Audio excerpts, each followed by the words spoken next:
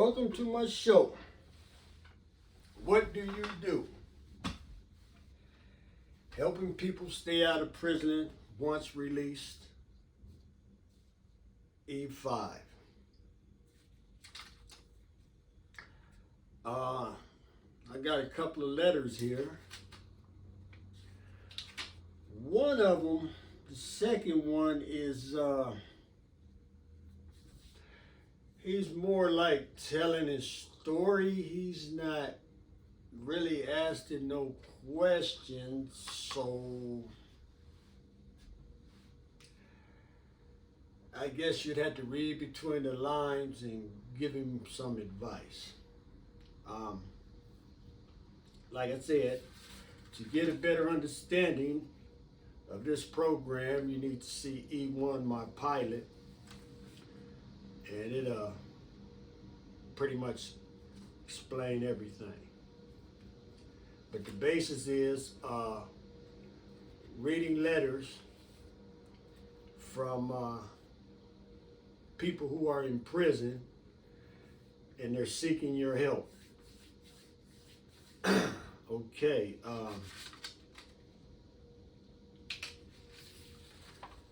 Let's see here. The first one is from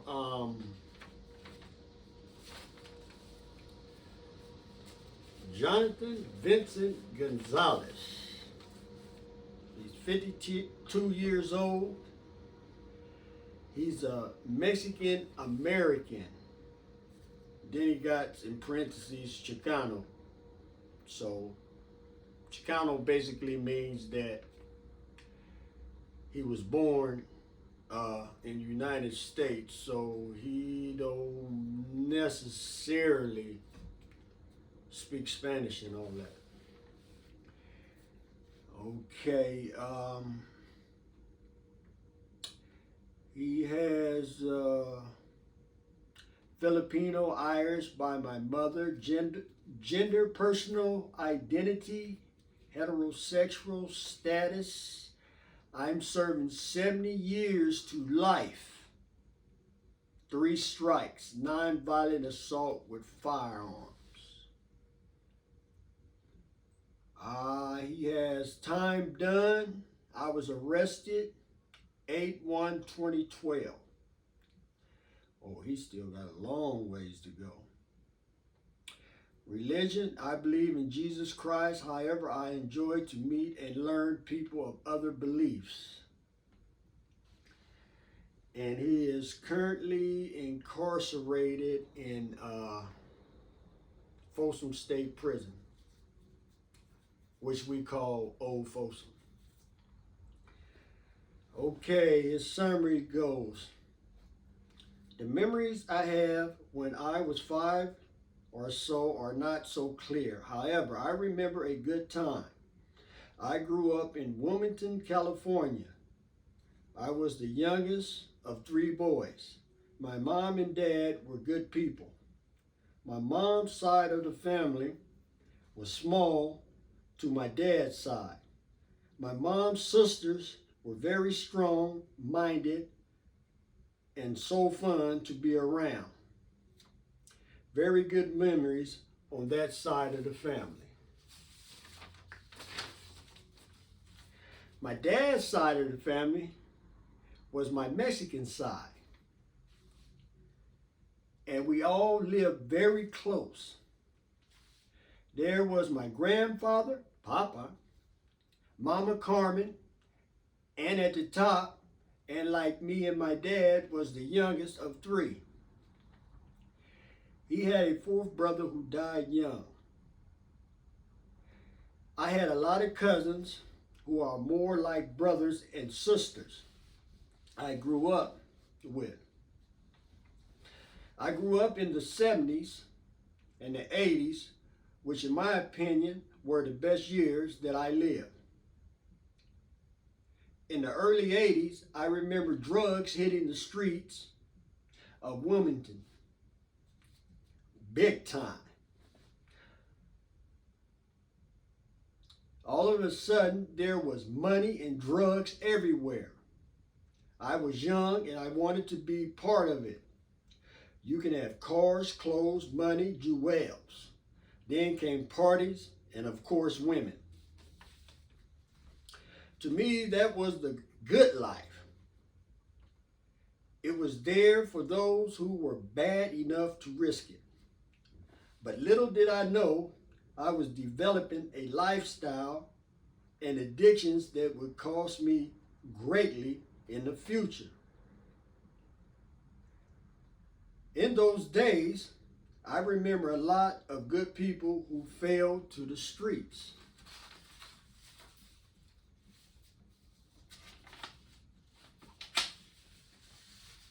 In some kind of way.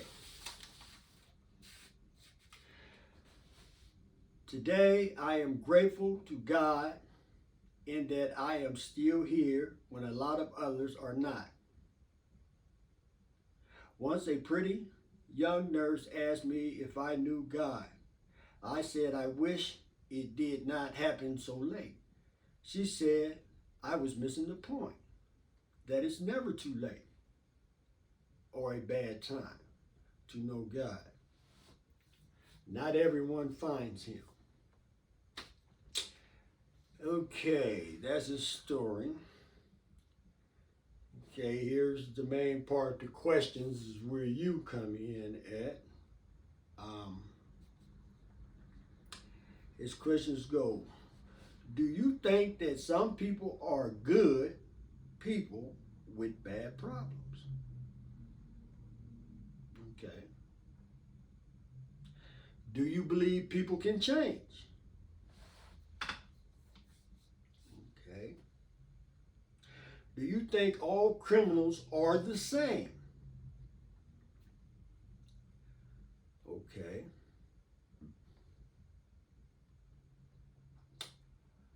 Are you a criminal if you do not get caught? That's a good question because we used to always say, well, ain't nothing wrong with crime until you get caught. How wrong I was. Okay, do you believe our justice system is the best in the world? Okay, that's his story. His name is Jonathan Vincent Gonzalez. Okay, he's at Folsom State Prison in 3A411. P.O. Box 715071. Represa, California 95671. And you can address your letter this way. So if you can ask his questions or have any advice, drop him a cake. You know, be part of the solution. All right, now, like I said, this one here, you would have to sort of read between the lines on the questions. But like I said, too, it's hard to get inmates to open up. You know, everybody is testing the waters. You know, I just started this program, you know, in September last year. So, you know, the flyers got to circulate. And then once they find out that I was in prison, hey, what's your angle? So, you know, it's gonna take time. So whatever letter I get, I'm gonna read it. Okay. This one is from Rene Rodriguez. He's 49 years old, and he's in the California State Prison, Los Angeles. Okay, we called that one, they changed the name. We call it Lancaster. Okay, he writes, in 1976, at the age of 3 years old, my life took a different direction that would turn deadly in my life. My dearest grandmother died next to me while my father was drunk on New Year's Eve midnight, December 13th. Till this day, I am still shocked. I was raised some of my life in a country called El Salvador. My mother had to leave me at the age of 5, but my hardworking parents split up at my age of 18 months old. My father raised me until I was 12 years old, and all my life I was a loner. I couldn't adapt to anything. I was angry, sad, and sometimes hungry with my dad because we had to leave, and the agony made him feel guilty, so he drank until we lost everything. We'd sleep in the streets, and my shoes had holes in them. Sometimes we ate, and sometimes we didn't. As I grew up and did my schooling, I started reminiscing my entire life, and I found myself trying to fit in, so I engaged in joining a gang. 18th Street by 13th Street in Alvarado, Los Angeles. As I found myself a lot of resentment, hating life with no opportunities, violence took a hold of me. I encountered a lot of times going to jail, and by the third time, I was sent to prison. I experienced a lot of racism with my own kind. Every job I had, people put me down just because I shaved my head or I cut my hair short. As years passed me by, I have been in prison with this number for 23 years in lockdown. I have been in over 13 prisons. Now I am in Lancaster State Prison, my 14th. Life is not easy. My dad passed of liver failure in 2007, and my mother died of cancer in 2011. I've been by myself ever since. No family, no friends. I was the only son. I just turned 49 years old. I came to prison at the age of 26. My first offense was when I turned 18. I went in and then I got out. Now I have a life sentence. The only thing that gave me peace is God.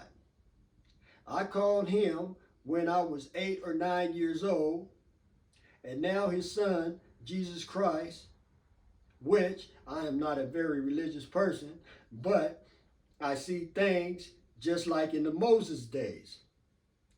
Slavery is slavery.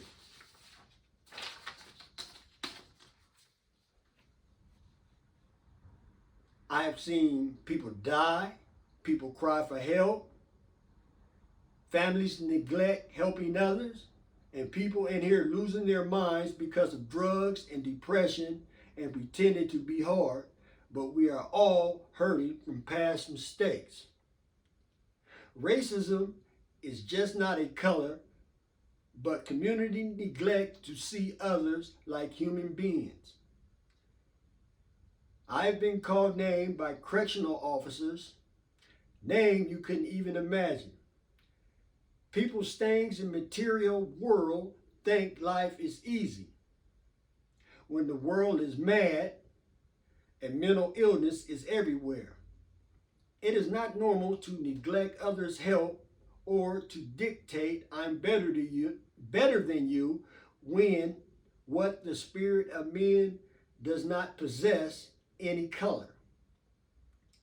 We are all equal. God made us. Non-fiction, where I was just at Folsom,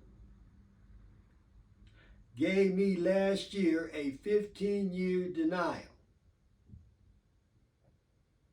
The Marcy Law. That's how the California Department of Corrections and Rehabilitations does, just to cover up their staffs breaking every law and neglecting to help me and others. Some are even mentally ill, and they are all laughed at. Yeah. 15-year denial after doing 26 years. Okay, now he is more or less making statements. So you kind of got the picture here. So if you have any advice or want to comfort him in some way. Okay, he put, number one, I have managed to stay quiet. Only staff have done it. So he's not running around saying too much, but staff ain't saying nothing at all. Okay, I used to think about revenge. He said he used to think. So I guess he got over that part. Okay, then he got, I will stay away from them. Them meaning the correctional officers, but it's going to be hard. I resist as much as I could. So he's trying to do the right thing. And that proves by sending this letter that, you know, he's trying to change. Because hardened criminals, they're really not. They're probably laughing at me. Slim? He doing what? Oh, he done lost his mind. That's what they used to call me in the pen, Slim. Okay. I have studied the Bible, Christianity, and worked out, and then rest my mind. So I guess that's how he's keeping his sanity. But his name is Rene Rodriguez, T17375, California State Prison, Los Angeles County. He's in D3133 Low, P.O. Box 4670, Lancaster, California, 93539. So, want to get at him?